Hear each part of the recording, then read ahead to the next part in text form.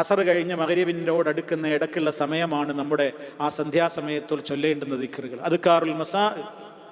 അവിടെ മുതൽക്ക് നമ്മൾ രാത്രിയെ സ്വീകരിക്കാൻ ഒരുങ്ങാണ്. അപ്പൊ എന്താ നമ്മൾ പറയുന്നത്? അല്ലാഹുമ്മ ഇന്നി അസ്അലുക ഖൈറ ഖൈറ മാ ഫീ ഹാദിഹിൽ ലൈല ലെ അംസൈനാ വ അംസൽ മുൽക്കു ലില്ലാഹ് വൽഹംദുലില്ലാഹ്. ഇങ്ങനെ പറഞ്ഞിട്ട് നമ്മൾ പറയുന്നത് എന്താ?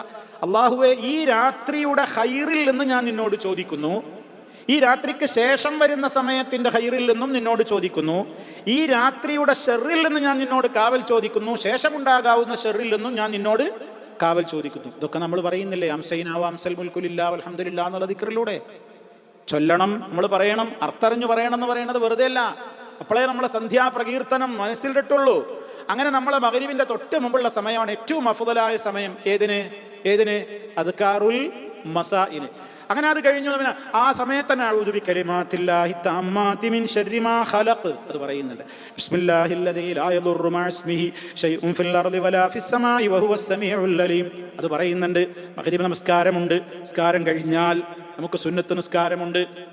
രാത്രികളിൽ നമുക്ക് ദിക്റുകളുണ്ട്. ഉറങ്ങാൻ കിടക്കുന്നതിൻ്റെ മുമ്പ് ചൊല്ലേണ്ട ദിക്റുകളുണ്ട്. രാത്രികളിൽ പാരായണം ചെയ്യാവുന്ന സൂറത്തുകളുണ്ട്. സൂറത്തുൽ മുൽക്കുണ്ട്, സൂറത്തു സുമർ ഉണ്ട്, ഇസ്രാ ഉണ്ട്. അതൊക്കെ ഡെയിലി നബിതങ്ങൾ പാരായണം ചെയ്തിരുന്നതാണ്. നമുക്കൊന്നും അതിനൊന്നും കഴിയില്ല. സൂറത്തുൽ ഇസ്രാ എത്ര വലിയ ആയത്താ, എത്ര വലിയ സൂറത്താ. സൂറത്തു സുമറും ഒരുപാട് ആയത്തുണ്ട്. പിന്നെ സജദയുണ്ട്, മുൽക്കും ഒക്കെ ഉണ്ട്. നമുക്ക് ആയത്തുൽ കുർസി, സൂറത്തുൽ ഇഖ്ലാസ്, മുഅവ്വദത്തൈനി, സുബ്ഹാനല്ലാഹ്, അൽഹംദുലില്ലാഹ്, അല്ലാഹു അക്ബർ, മറ്റു ദിക്റുകൾ പോലെയൊക്കെ രാത്രികളിൽ ചൊല്ലേണ്ടത് എത്രയുണ്ട്. മാത്രമല്ല, രാവ് പ്രവേശിക്കുമ്പോൾ ഉണ്ടാകാവുന്ന ചില മര്യാദകൾ മഹാനായ നബി സല്ലല്ലാഹു അലൈഹി വസല്ലം നമുക്ക് പഠിപ്പിച്ചിരുന്നത് സാന്ദർഭികമായി നമ്മളിവിടെ ഓർക്കണം. അല്ലാഹുവിൻ്റെ റസൂൽ സല്ലല്ലാഹു അലൈഹി വസല്ലം പറഞ്ഞു, രാത്രിയായി കഴിഞ്ഞാൽ ഇദാ കാന ജുൻഹുൽ ലൈലി ഔ അംസൈതും, നിങ്ങൾ രാത്രിയിലേക്ക് പ്രവേശിച്ചാൽ, അല്ലെങ്കിൽ വൈകുന്നേരം ഇങ്ങനെ അവസാനിക്കണ ആ സമയം, അതാണ് മൂവന്തി, എന്താന്ന് പറയാ, മൂവന്തി നേരം അല്ലേ? മൂവന്തി നേരം, ആ സന്ധ്യാസമയം. പിന്നെ അതാണ് നമ്മളെ നാടൻ മലയാളത്തിൽ മോന്തി എന്ന് പറയും. മോന്തിക്ക് ഒന്ന് മോന്തിക്ക് എന്താ വേണ്ടതെന്ന് ചോദിച്ചപ്പോൾ പുതിയ കുട്ടികളോടും നിനക്കെന്താ മോന്തിക്ക് വേണ്ടതെന്ന് ചോദിച്ചാൽ കുട്ടികൾക്ക് മനസ്സിലാവില്ല എന്താ സംഭവം. അതാണ് അങ്ങനെ അസ്തമയോടടുത്ത് ആ സമയമാണ്. അതാണ് മൂവന്തി എന്നാണ് നല്ല മലയാളം. മൂവന്തി നേരത്ത് എന്ന് പറയണം, മൂവന്തി. അപ്പൊ ആ സമയത്ത് അള്ളാഹുവിന്റെ റസൂൽ പറയുന്നത് ഫകുഫു സിബിയാനക്കും, നിങ്ങളെ കുട്ടികളെ നിങ്ങൾ പിടിച്ചു വെക്കണം എന്നാണ്. മഗ്രിബിന്റെ ആ സമയത്ത് ഇങ്ങനെ ഇരുട്ട് ഇങ്ങനെ വരുന്ന ആ സന്ധ്യയോട്, ആ മൂവന്തി നേരത്ത് കുട്ടികൾ എന്ത് ചെയ്യരുത്? കൊച്ചു കുട്ടികളെ, സിബിയാനിന് നിങ്ങൾ എന്ത് ചെയ്യരുത്? പുറത്തേക്ക് വിടരുത്. ഫൈന ശൈത്താന യൻതശിറു ഹീനഇദിൻ, ശൈത്താനിന്റെ പ്രത്യേകം ചില അതിവികൃതമായ ചില പാച്ചിലുകളുള്ള, അതല്ലെങ്കിൽ വിഹാരമുള്ള സമയമാണത്. എന്താണത്? അള്ളാഹുവിനെ അറിയൂ. അള്ളാഹുവിൻ്റെ റസൂൽ നമ്മളോട് അത് പറഞ്ഞു. ആമന്ന, നമ്മളത് വിശ്വസിക്കുന്നു. ആ സമയത്ത് അതേ അവസരത്തിൽ ഫൈദാ ദഹബ സാഅത്തും മിനൽ ലൈലി ഫഖല്ലുഹും, അങ്ങനെ രാത്രി കുറച്ചാണ് കഴിഞ്ഞു, ഒന്ന് ഇരുട്ടൊക്കെ ഉണ്ടായി, പിന്നെ നിങ്ങൾക്ക് വേണമെങ്കിൽ പുറത്തൊക്കെ വിട്ടോ. അപ്പൊ എന്താണ് പറയുന്നത്? അപ്പൊ അത് നേരെ എതിരല്ലേ പറയണ്ടേ? അല്ല, കുറച്ചൊക്കെ വെളിച്ചുള്ള സമയത്ത് പുറത്തൊക്കെ വിട്ടോളി, നല്ല ഇരുട്ടായ അകത്ത് കയറ്റിക്കോളി എന്നല്ലേ. എന്നാ അള്ളാന്റെ റസൂൽ അങ്ങനെ അല്ല പറയുന്നത്. അള്ളാന്റെ റസൂൽ അപ്പം നിങ്ങൾ പിടിച്ചു വെച്ചോ, പിന്നെ കുറച്ച് ഇരുട്ടായാലും പ്രശ്നമൊന്നുമില്ല. അപ്പൊ അതിന്റെ ആ സമയം കടന്നു എന്നാണ് ആ പറയുന്നത്. തീർന്നില്ല, അതൊരു മര്യാദയാണ്. ഇത് പണ്ട് ആൾക്കാർ പറയുമ്പോൾ നമ്മുടെ നാട്ടിൽ എല്ലാം ഖുറാഫാത്തല്ല, ചിലതൊക്കെ അവർ പറയുന്നതിൽ ഉളിയുണ്ട്, എല്ലാം ചിപ്പിളിയല്ല. ഉളിയും ചിപ്പിളിയും മനസ്സിലായോ? ഞങ്ങളുടെ നാട്ടിലെ ഈ മരത്തുമ്മൽ ഈ ചെന്തേരിട്ടിട്ട് ഇങ്ങനെ ആശാരികൾ ഇങ്ങനെ ഒഴിയുമ്പോൾ അതിൽ നിന്ന് വരുന്ന വേസ്റ്റിനാണ് ഞങ്ങൾ എന്താ പറയുക, ചിപ്പിളി എന്ന് പറയാം.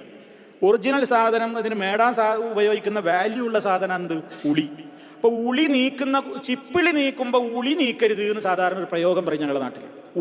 ചിപ്പിളി നീക്കുന്നതിന്റെ കൂട്ടത്തിൽ എന്തും കൂടി നീക്കരുത്, ഉളിയും കൂടി കച്ചറയിൽ കൊണ്ടിടരുത് എന്ന് പറഞ്ഞാൽ ഉള്ളത് പറയണം, ഇല്ലാത്തത് ഒഴിവാക്കേണ്ടത്. അപ്പൊ ഇങ്ങനെ ചില പഴമക്കാർ പറയും, കുട്ടികളെ അന്ത്യസമയമാകുമ്പോൾ ഇപ്പൊ കുട്ടികളെ പുറത്തേക്ക് ഇറങ്ങണ്ടാന്ന് പറയുമ്പോൾ അതൊക്കെ ഖുറാഫാത്താണെന്ന് പറയണ്ടാന്ന്. ഉണ്ട്, അതായത് ഇതിലുണ്ട്. ഇതിന്റെ കാരണവും പറഞ്ഞു. എന്നാൽ എല്ലാം അത് വിചാരിച്ചിട്ടുണ്ട് എന്ന് വിചാരിക്കണ്ട എന്നാണ്. ഇപ്പൊ രാത്രിയിൽ തുന്നാൻ പാടില്ല എന്ന് പറഞ്ഞു, ടൈലർമാർ കഷ്ടപ്പെട്ടു പോകൂലേ?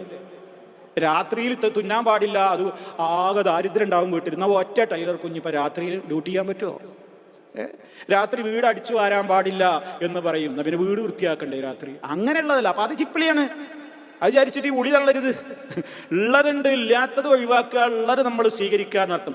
ഇനി നോക്കൂ, നിങ്ങൾ അടുത്ത നിർദ്ദേശം, അഗ്ലിഖുൽ അബ്വാബ, നിങ്ങൾ വാതിലൊക്കെ ശരിക്കും ഭദ്രാക്കിയിട്ട് അടച്ചിട്ട് വേണം കിടന്നുറങ്ങാൻ.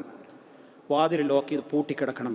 അഗ്ലിഖുൽ അബ്വാബ് വദ്കുറു ഇസ്മല്ലാഹ്, ബിസ്മി ചൊല്ലി വാതിൽ പൂട്ടണം എന്നാ പറയും. വാതിൽ നിങ്ങൾ ക്ലോസ് ചെയ്യണം ബിസ്മി ചൊല്ലിയിട്ട്. ബിസ്മി ചൊല്ലി വാതിൽ ക്ലോസ് ചെയ്യണം. ഫൈന ശൈത്താന ലാ യഫ്തഹു ബാബൻ മുഗ്ലഖാ. ബിസ്മി ചൊല്ലി അടക്കപ്പെട്ട ഡോർ ശൈത്താന് തുറക്കാൻ പറ്റൂല. അപ്പോൾ യുക്തിവാദി ചോദിക്കുകയാണ്, അതിനിപ്പോൾ എന്താപ്പോൾ ഇങ്ങനെ ബിസ്മി എല്ലാവരും അടച്ചാലൊക്കെ ശൈത്താന് തുറക്കാൻ പകുവാണോ? നിങ്ങളെ എല്ലാത്തിൽ കൂടിയും കയറുന്ന ശൈത്താൻ ഇപ്പം എന്താ വാതിൽ പകുതി കൂടിയും കയറിക്കൂടെ? അതൊന്നും യുക്തിയാണ്, ഇത് യുക്തിവാദം. അള്ളാഹുവിന്റെ റസൂൽ പറയാണ് ഇങ്ങനെ ബിസ്മി ചൊല്ലി വാതിലടച്ചു. വഅൗഖൂ ഖിറബക്കും, നിങ്ങളുടെ വെള്ളപ്പാത്രങ്ങളെ നിങ്ങൾ കെട്ടിവെക്കണം. അന്ന് വെള്ളപാത്രങ്ങൾ എന്ന് പറഞ്ഞാൽ തോൽപാത്രങ്ങളിലാണ് വെള്ളം ശേഖരിക്കുക. ആട്ടിനെ അറുത്ത തൊലി കൊണ്ട്, ഒട്ടകത്തിൻ്റെ തൊലി കൊണ്ട്, പശുവിൻ്റെ മാടുകളുടെയൊക്കെ തൊലി ഉണക്കി അത് ശുദ്ധിയാക്കിയിട്ട് അതൊരു പാത്രം മോഡലാക്കിയിട്ട് അതിലാണ് ശുദ്ധജലം കെട്ടിയിട്ട് അതിൻ്റെ തല ഇങ്ങനെ കെട്ടി ഭദ്രാക്കും. അങ്ങനെ അത് ഒട്ടകപ്പുറത്ത് കയറ്റി വെച്ചിട്ടാണ് യാത്രയിലൊക്കെ കുടിവെള്ളം കൊണ്ടുപോവുക അന്നത്തെ അറബികൾ. അപ്പോൾ ആ കിറബുകൾ, തോൽപാത്രങ്ങൾ നിങ്ങൾ ബന്ദവസ്സാക്കി കെട്ടിവെക്കണം. വദ്കുറുസ്മല്ലാഹ്, ബിസ്മി ചൊല്ലി കെട്ടിവെക്കണം. വഖമ്മിറൂ ആനിയതക്കും, നിങ്ങളുടെ പാത്രങ്ങൾ നിങ്ങൾ മൂടി വെക്കണം. വദ്കുറുസ്മല്ലാഹ്, ബിസ്മി ചൊല്ലിയിട്ട്. നമ്മൾ ശരിക്കും വീടുകളിൽ പാത്രങ്ങൾ ഒരിക്കലും പ്ലേറ്റ് ആവട്ടെ ഗ്ലാസ്സുകളാവട്ടെ മലർത്തി വെക്കരുത് എന്നാണ്. മൂടി വെക്കണം. മലർത്തി വെച്ചിട്ടാണോ? മൂടി വെക്കണം. ഒന്നും കിട്ടാനില്ലെങ്കിൽ ഒരു കമ്പെങ്കിലും നിങ്ങൾ അതിൻ്റെ മേലെ വെക്കണം എന്നാണ് പറയുന്നത്. ഫുൾ മൂടാ ഒന്നും കിട്ടണില്ല എങ്കിൽ എന്തെങ്കിലും ഒരു സാധനം കൊണ്ടെങ്കിലും അതിൻ്റെ മീതെ ഒരു കുറുകെ നിങ്ങൾ വെച്ചാലും മതി. നോക്കൂ, നിങ്ങൾ ഭക്ഷണമുള്ളവ വെള്ളമുള്ളവ അതൊക്കെ നിങ്ങൾ എന്ത് ചെയ്യണം? ആ നിലയ്ക്ക് തന്നെ നിങ്ങളത് മൂടി വെക്കണം. കൃത്യമായിട്ട് പറയണം. അപ്പോൾ വെള്ളപാത്രങ്ങൾ ഭക്ഷണമൊക്കെ നമ്മൾ കിച്ചണിലൊക്കെ ഇങ്ങനെ തുറന്നിങ്ങനെ വെച്ച് പോകും, മൂടി വെക്കൂല. ഉച്ചക്ക് കഴിച്ച് ഇനി ആൾക്കാർ കഴിക്കാണ്ടാവും. ബാച്ചിലേഴ്സ് റൂമുകളിലും അല്ലാത്ത സ്ഥലങ്ങളിലും ഒക്കെ കുറേ ഭക്ഷണം ഉണ്ടാവും. ബാക്കിയുള്ളത് അങ്ങനെ രാത്രി ആവോളം ഇരിക്കുമൊക്കെ തുറന്നിട്ട് പറ്റൂല എന്നാണ്. അത് മൂടി വെക്കണം. ഫ്രിഡ്ജിൽ വെക്കുന്നതിനെ കുറിച്ച് പോലും പണ്ഡിതന്മാർ ചർച്ച ചെയ്യുന്നുണ്ട്. ഫ്രിഡ്ജിൽ വെക്കുമ്പോൾ ആ ഫ്രിഡ്ജിൽ നിങ്ങൾ വെക്കുന്ന ആ പാത്രം മാത്രമേ ഉള്ളൂ എങ്കിൽ ചിലപ്പോൾ വിരോധമല്ല. അതല്ലെങ്കിൽ നിങ്ങൾ അവിടെ, നമ്മുടെ ഫ്രിഡ്ജുകൾ എന്ന് പറഞ്ഞാൽ എല്ലാം ഉണ്ടാവില്ലേ, ഒരു ഭാഗത്ത് ഇറച്ചി ഉണ്ടാവും, ഒരു ഭാഗത്ത് മീനുണ്ടാവും, ഒരു ഭാഗത്ത് മധുരം ഉണ്ടാവും, ഒരു ഭാഗത്ത് ഐസ്ക്രീം ഉണ്ടാവും, ഒരു ഭാഗത്ത് മാങ്ങ ഉണ്ടാവും, ഒരു ഭാഗത്ത് തേങ്ങ ഉണ്ടാവും, എല്ലാം ഉണ്ടാവും. അപ്പുറത്ത് കോഴിമുട്ട ഉണ്ടാവും, അതിൻ്റെ അപ്പുറത്ത് പിസ്സ ഇരിക്കുന്നുണ്ടാവും, അതിൻ്റെ അപ്പുറത്ത് വേറെ എന്തൊക്കെ ബാക്കി ഇരിക്കുന്നുണ്ടാവും. ഇതെല്ലാം കൂടിയാണ്. അപ്പം അതിൻ്റെ കടിയിൽ തുറന്ന് ഇങ്ങനെ വെക്കരുത്. അവിടെയും എന്ത് ചെയ്യണം? ഇതൊക്കെ പാലിക്കണം. ഇതൊക്കെ പറയാം മുഹമ്മദ് മുസ്തഫ സല്ലല്ലാഹു അലൈഹി വസല്ലം ആരാ സഹോദരങ്ങളെ? ഈ ലോകത്ത് നമുക്ക് ആവശ്യമായ എല്ലാം പറഞ്ഞു തന്നു. എന്താ കാരണം എന്നറിയോ? അള്ളാഹുവിൻ്റെ റസൂൽ പറഞ്ഞ കാരണം കൂടി നിങ്ങൾ കേൾക്കും സുഹൃത്തുക്കളെ. അള്ളാഹുവിൻ്റെ റസൂൽ സല്ലല്ലാഹു അലൈഹി വസല്ലം പറയാണ്, നിങ്ങൾ ഭക്ഷണം കഴിക്കും, നിങ്ങളുടെ ഭക്ഷണപാത്രത്തിൻ്റെയും അതുപോലെ തന്നെ വെള്ളപ്പാത്രവും ഒക്കെ നിങ്ങൾ മൂടി വെക്കണം. എന്തേ കാരണം? ലാ യമുറു ബീനാ ഇൻ ലൈസ അലൈഹി ഖിതാഉൻ ഔ സിഖാഇൻ ലൈസ അലൈഹി വികാഉൻ ഇല്ലാ നസല ഫീഹി മിൻ ദാലികൽ വബാ. അതിന് മുമ്പ് ഒരു ഹദീസിൽ വ്യക്തമായിട്ട് അള്ളാഹുവിൻ്റെ റസൂൽ പറഞ്ഞിട്ടുണ്ട്. എന്ത്? ഒരു കൊല്ലത്തിൽ അള്ളാഹുവിൻ്റെ റസൂൽ പറയാണ്, ഒരു കൊല്ലത്തിൽ വാനലോകത്ത് നിന്ന് ഭുവനലോകത്തേക്ക് ഒരു മഹാമാരി ഇറങ്ങുന്നുണ്ട്.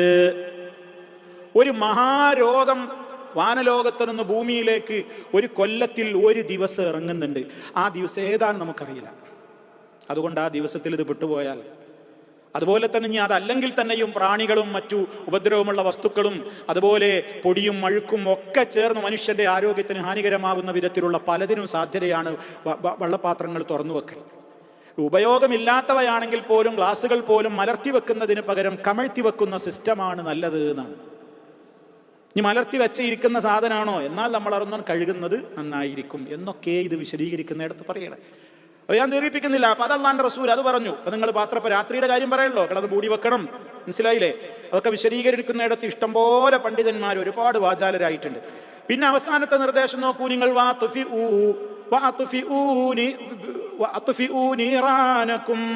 നിങ്ങളുടെ വിളക്കുകൾ നിങ്ങൾ കെടുത്തിക്കിടക്കണം. വിളക്കുകൾ കെടുത്തിക്കിടക്കണം എന്ന് പറയാം. നമ്മൾ ലൈറ്റ് ഓഫ് ആക്കലല്ല. അതെന്ന് പറഞ്ഞാൽ എന്താ ഉള്ളത്? അന്ന് പിന്നെ ഈ എണ്ണയിൽ കത്തിക്കുന്ന തിരിയല്ലേ, അത് കെടുത്തിക്കളയാതെ, അതുപോലെ ഭക്ഷണം പാകം ചെയ്ത അടുപ്പിൽ തീയൊക്കെ പിന്നെ അണത്തിക്കളയാതെ നിങ്ങൾ ഉറങ്ങിയാൽ തീപിടുത്തത്തിന് സാധ്യത ഉണ്ടാകും. മാത്രമല്ല വല്ല ഫുവൈസിക്കത്ത് അത് എടുത്തിട്ട് വീട്ടിൻ്റെ ഭാഗങ്ങളിലേക്ക് കയറിപ്പോയിട്ട് തീപിടുത്തുണ്ടാകും എന്ന് പറഞ്ഞു. ഏതെങ്കിലും എലിയോ പോലെയുള്ള ഏതെങ്കിലും വസ്തുക്കളോ ഒക്കെ അതിൻ്റെ പിന്നെ എലിയൊക്കെ ഒരു എണ്ണത്തിരി ഇങ്ങനെ കടിച്ചിങ്ങനെ കൊണ്ടായിട്ട് പെരപ്പുറത്ത് മുകൾക്കാണ് പോയാൽ അങ്ങനെ ഉണ്ടാവും. അപ്പം അപകടങ്ങൾക്ക് സാധ്യതയുള്ള കാര്യങ്ങളെക്കുറിച്ച് എല്ലാം അള്ളാഹുവിൻ്റെ റസൂല്, ദുന്യാവിലെ തീയുടെ കാര്യത്തെക്കുറിച്ചും അള്ളാഹിൻ്റെ റസൂല് നമ്മളോട് മുന്നറിയിപ്പ് തന്നിട്ടുണ്ട്. അള്ളാന്റെ റസൂൽ സല്ലല്ലാഹു അലൈഹി വസല്ലം. അപ്പോൾ ഈ നിർദ്ദേശങ്ങളൊക്കെ പറഞ്ഞത് എന്തിനാ? ഇതൊക്കെയും ഇസ്ലാമികമായിട്ട് നമ്മൾ രാത്രിയിലേക്ക് പാലിക്കേണ്ടുന്ന, രാത്രിയിൽ നമ്മൾ ശ്രദ്ധിക്കേണ്ടുന്ന ചില കാര്യങ്ങളായിട്ടാണ് ഇതൊക്കെ എടുത്തു പറഞ്ഞിട്ടുള്ളത്. അപ്പോൾ അതുകൊണ്ട് തന്നെ സഹോദരങ്ങളെ, പിന്നെ നമ്മൾ ആ കാര്യത്തിലൊക്കെ നമ്മൾ പ്രാർത്ഥനകൾ, രാത്രി തീരുന്നതിൻ്റെ മുമ്പ്, അവസാനിക്കുന്നതിൻ്റെ മുമ്പുള്ള പ്രാർത്ഥനയുടെ കാര്യം പ്രത്യേകം എടുത്തു പറഞ്ഞു. രാവേറെ ചെന്ന് കഴിയുമ്പോൾ റഹ്മാനായ റബ്ബ്, ആരുണ്ട് എന്നോട് ചോദിക്കാൻ ഞാൻ ഉത്തരം തരാം, ആരുണ്ട് എന്നോട് പാപമോചനത്തേട്ടം നടത്താൻ ഞാൻ പുറത്തു തരാം, ആരുണ്ട് എന്നോട് ആവശ്യങ്ങൾ ചോദിക്കാൻ ഞാൻ തരാമെന്നൊക്കെ പറയുന്ന പ്രത്യേക സമയമാണ് സുബഹിയോട് അടുത്തു വരുന്ന സമയങ്ങൾ അടുക്കും തോറും. സുബഹി ബാങ്ക് വിളിക്കുന്നതിൻ്റെ മുമ്പ് കഴിയുന്നത്ര എത്ര സമയമാണോ നമുക്ക് കിട്ടുക, നിങ്ങൾ ഉള്ള സമയത്ത് എണീറ്റ് വേഗത്തിൽ, ആ സമയത്തൊക്കെ ചില പ്രാർത്ഥനയും ദിക്റൊക്കെ ഉണ്ട്, ഞാൻ അതിലേക്ക് കടക്കുന്നില്ല, നമ്മൾ കേൾക്കാറുള്ളതാണ്. അതൊക്കെ വലിയ ഉത്തരം കിട്ടുന്ന സംഗതിയാണ്. ആ സമയത്ത് നിസ്കരിക്കുക, ആ സമയത്ത് റബ്ബിനോട് തേടുക, എല്ലാം മനസ്സിന് വല്ലാത്തൊരാശ്വാസം കിട്ടുന്ന സന്ദർഭമാണ്. അപ്പോൾ അതൊക്കെ രാവിൻ്റെ ഒരുപാട് കാര്യങ്ങളാണ് ഇപ്പം ഞാൻ പറഞ്ഞത്.